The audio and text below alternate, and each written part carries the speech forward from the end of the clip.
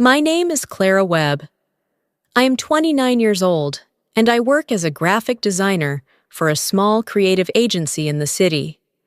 I design logos, posters, and brand identities for local businesses. The pay is modest, but I love what I do. I always believed that a meaningful life had nothing to do with how much money you had in your pocket. That belief was tested the day I fell in love with a man the whole world seemed to look down on.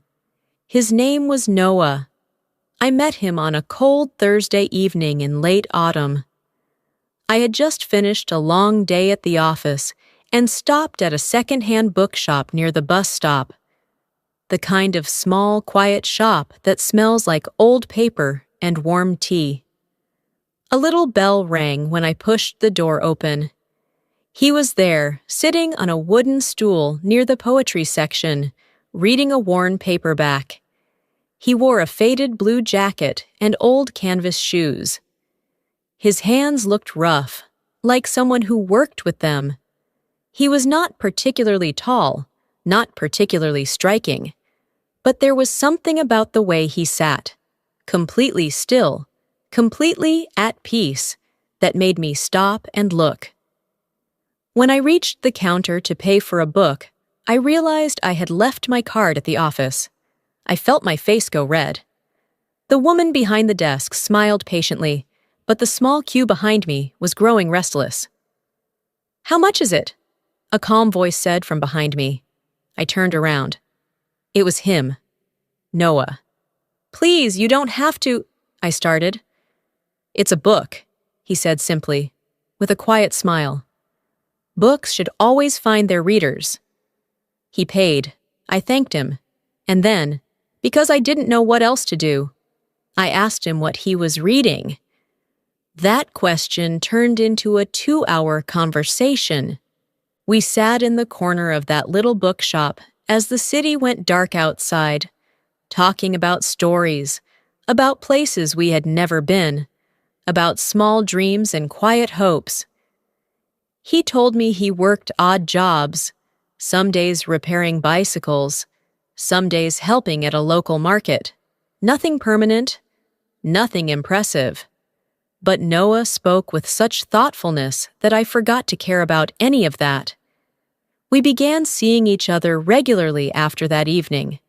Coffee became long walks became shared meals, and slowly, without either of us planning it, we fell in love.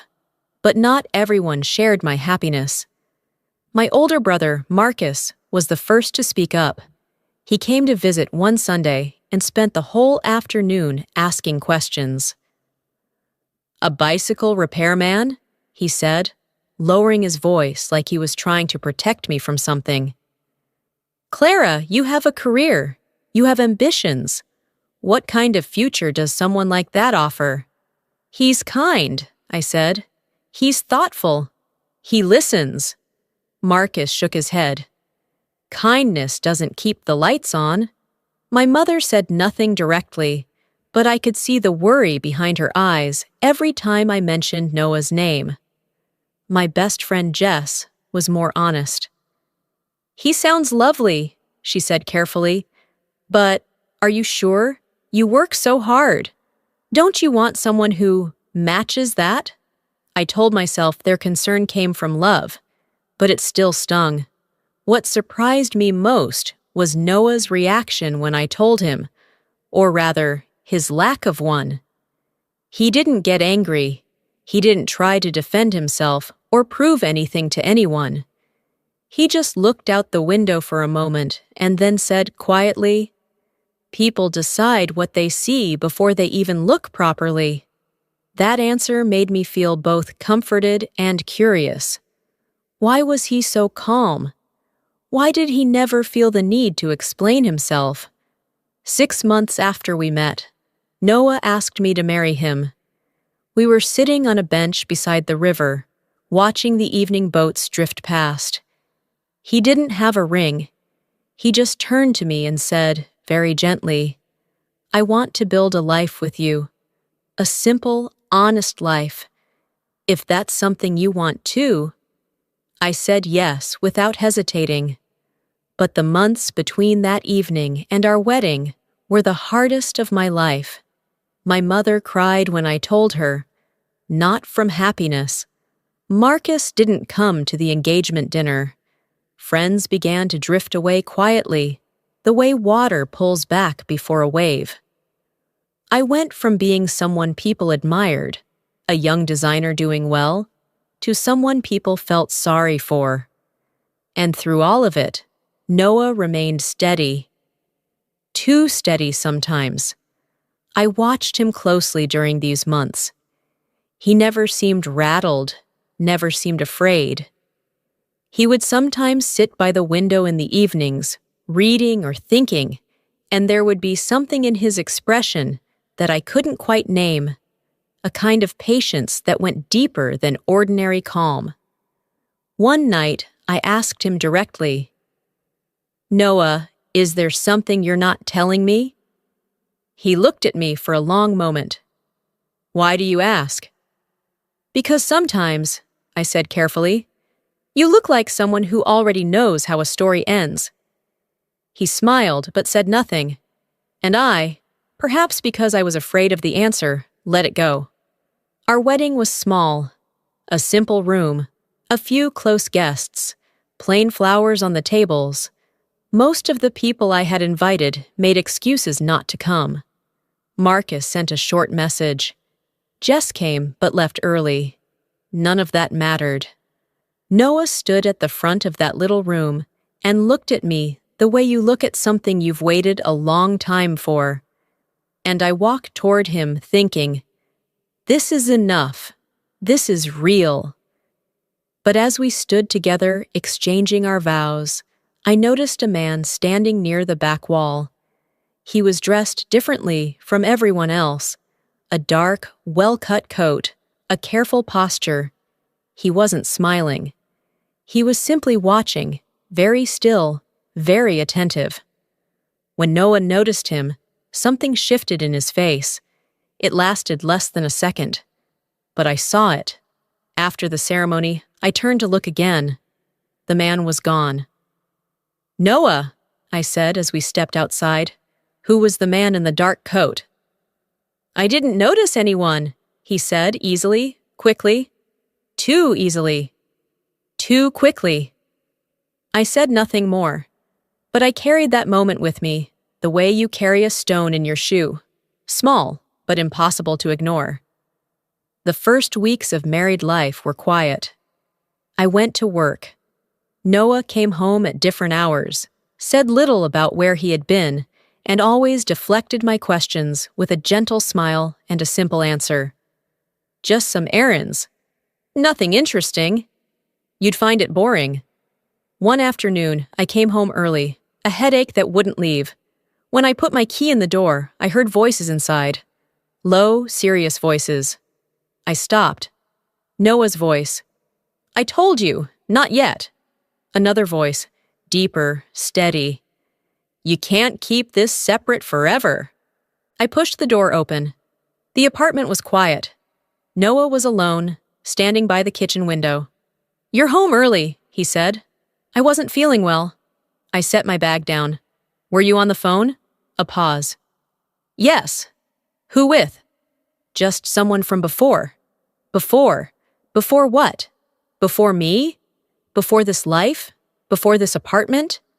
I wanted to press harder, but something in his expression, not defensive, just careful, made me stop. I was afraid, I realized. Not of him. Afraid of what might change if I heard the truth. 2 weeks later, my phone rang with an unknown number during my lunch break. I almost didn't answer, but something made me pick up. "Is this Clara?" A woman's voice, quiet, composed. "Yes. Who is this?" "I think there are things about your husband you should know," she said. The air left my chest. "What do you mean? Who are you?" But the line went dead. I sat in the staff kitchen, holding my phone, completely still, while the world moved around me as normal. I replayed her voice in my mind. Things you should know. Not threats. Not cruelty. Just a statement. Quiet and certain, like someone reporting the weather. That evening, I sat across from Noah at dinner and looked at him properly. At his calm hands. At the way he moved through our small kitchen without hurry. At the steady, unreadable expression I had come to love. "Noah," I said. "Is there something you want to tell me?" He set his fork down. "What do you mean?" "About your past. Your life before me. Any of it." The room grew still. He looked at me for a long time. Then he said quietly, "There are things that, once said, change everything." "I'm your wife," I said. "I know." "Then why?" "Because I needed to be certain," he said. "Before I told you anything, I needed to be sure." "Sure of what?" He didn't answer. He looked away. That night, I lay awake listening to the rain on the window, and I understood with cold clarity that I had married a man I didn't fully know. The next morning, I made a decision. I was going to follow him. I waited until he left, counted to 60, and then put on my coat and stepped outside. I kept half a block between us, moving behind other pedestrians, pretending to look at my phone. For the first 10 minutes, everything seemed ordinary. He walked his usual route, shoulders relaxed, hands in his jacket pockets. I almost turned back. Then he turned the wrong way.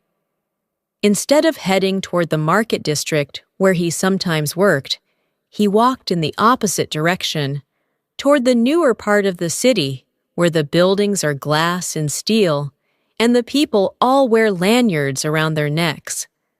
I followed, slower now, more careful. He stopped in front of a tall building. The entrance was wide and clean, with 2 security staff at the door. I watched from across the street, half hidden behind a bus shelter. One of the guards spotted Noah from a distance, straightened up immediately, and held the door open. "Good morning, Mr. Webb," the guard said.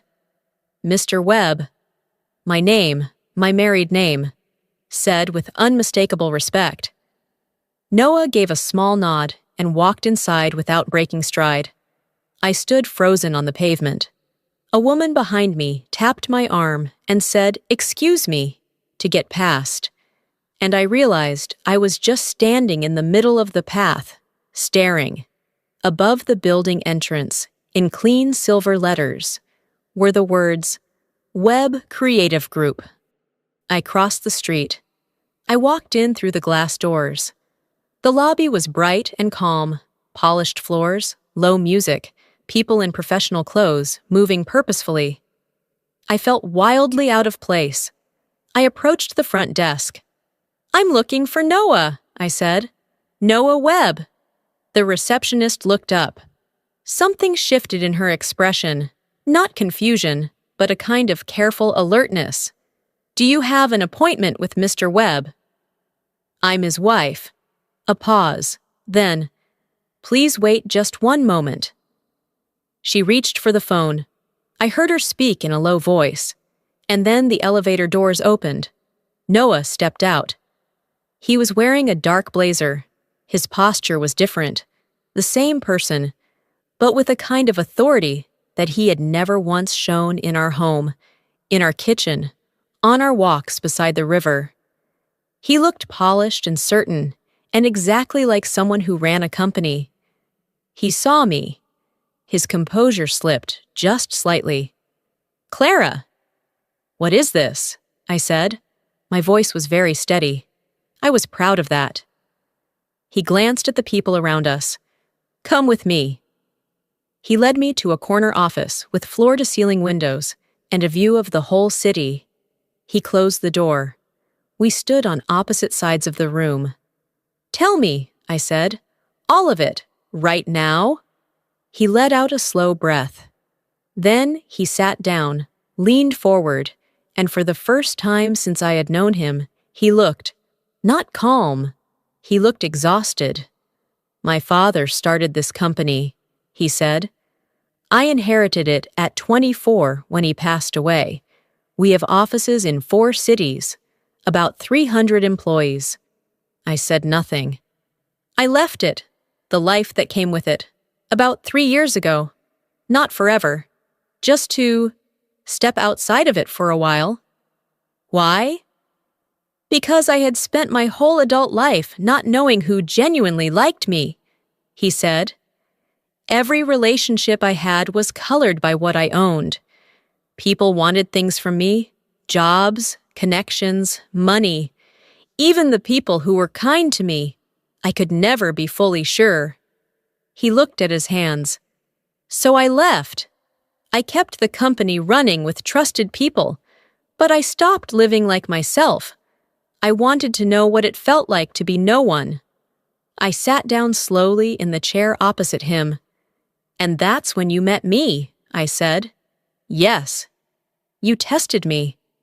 "I didn't frame it as a test," he said. "I just lived honestly, as much of myself as I could, without the part that changes how people see you." "But it was still a lie," I said. "Yes," he admitted. "It was." Silence. "My family judged you," I said. "They thought you weren't good enough. They looked down on you, and you said nothing. You let them." "I was watching," he said, "learning who you were when things were hard, learning who would stand beside you." He paused. "And you did. You chose me with nothing. You gave up your comfort, your relationships, your sense of safety, for someone you believed had nothing." "I didn't do it to pass your test," I said, my voice breaking slightly. "I did it because I loved you." "I know," he said quietly. "That's how I knew it was real." I left the building alone. I walked for a long time through the city, past the bookshop where we had met, past the river bench where he'd proposed, past all the small, quiet corners where our story had taken shape. I tried to separate the feelings, hurt and love and confusion, and something that was almost understanding. He had been afraid. Not dishonest out of cruelty, but out of a wound so deep that he hadn't known how else to protect it. That didn't make the lie right, but it made the man human. I sat on a bench near the old market and asked myself the only question that mattered. Do I still know who he is? And the answer, beneath all the shock, beneath all the hurt, was yes. The man who paid for my book. The man who listened for hours without checking his phone. The man who held my hand during the worst weeks of my life and never flinched. That man was real. The secret was enormous, but the person was not invented. I went back. I found him still in his office, sitting at his desk, but not working. Just waiting. "I'm not leaving," I said from the doorway. He looked up. "But things have to change," I continued. "No more silences. No more careful answers. If we're going to build something real, it has to be made of the truth." "Yes," he said, simply, completely. "And my family, my brother, they'll find out who you are, and they'll suddenly want to be close to us." "To you," I paused, "I want you to understand that my feelings about them have nothing to do with your money, and yours for them shouldn't either." He nodded slowly. "That's fair." "This is going to take time," I said. "Rebuilding trust isn't quick." "I know," he said. "I'm not going anywhere." I stepped inside and sat down across from him again, and we began, properly, finally, to talk. In the months that followed, the life I had imagined quietly became the life I was actually living. Noah opened his world to me, not to dazzle me, but to share it. I met his colleagues, understood the company, learned what those years of quiet responsibility had cost him. He, in turn, let me be angry when I needed to be, let me ask every question, gave every answer honestly. Marcus came around eventually. He looked at Noah very differently, of course, but I noticed that Noah treated him exactly the same as before. That said everything. And me, I changed too. I learned that love is not a feeling that simply arrives and stays. It is a choice, made again and again, even when it is difficult, even when it is messy, even when the person you love turns out to be both more and less than you imagined. The truth is rarely simple, but it is always, always worth knowing. Inherit. To receive something from someone after they die. He inherited the company from his father. Composure. The ability to stay calm. She kept her composure even when she was shocked. Deflect. To avoid answering directly. He always deflected her questions with a smile. Modest. Not large or expensive. Simple. She earned a modest salary, but loved her work. Genuine. Truly real, not fake. She wanted to know if his feelings were genuine. Repeat these sentences out loud. I thought I knew him. He was hiding part of his life. I chose to trust him anyway. The truth changed everything. Love takes courage. I'm not leaving, but things must change. Thank you for listening with Cozy English Tale. What would you have done in Clara's place? Leave your thoughts in the comments and keep learning one story at a time.